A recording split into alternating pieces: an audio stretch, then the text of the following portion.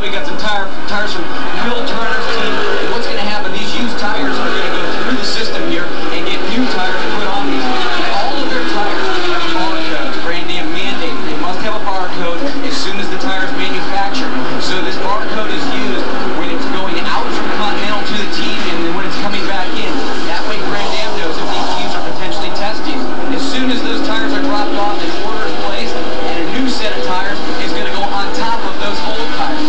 And now this is where they try and figure out what is the best tire for this team. And we often hear drivers say, well, that just wasn't a great set of tires that I had in that pit. Well, a lot of that comes down to spring rate. And tire manufacturers work very hard to try and keep a very tight window on their spring rate. You can see when this tire was tested, it took 800 pounds of pressure to compress this tire 1 inch. And they test all of their tires.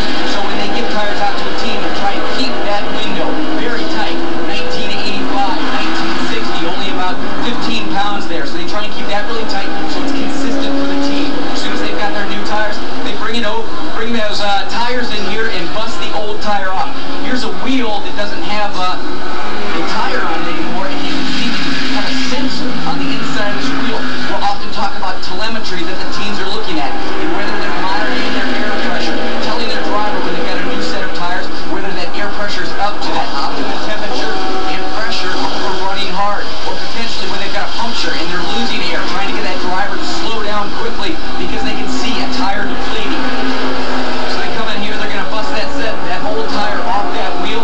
Then right here they've got a mounting machine where they're going to mount a new tire on the wheel. They're going to inflate it with about 30 pounds of nitrogen, and that tire is going to continue to come down the line. Not too many of these guys are having to work too hard right now. We got about 3 hours left in this race, but typically this thing is moving, it is humming along during the night. They can get 250 tires through here when they've got all of these guys working 250 tires through here in 1 hour. As soon as it comes down this line, they are going to get the tires up on the balancer, see if they have to add any weights to that tire. And once they're done on the balancer, they're going to check that tire out. They're going to scan it with that barcode again and then kick it back out to the team. They've got over 88 team members here this weekend. 18 of them are engineers down on pit lane. Those engineers are here for all 24 hours. You guys are working hard. They've mounted over 5,000 sets already. All right, thanks very much, Chris. It is a huge operation.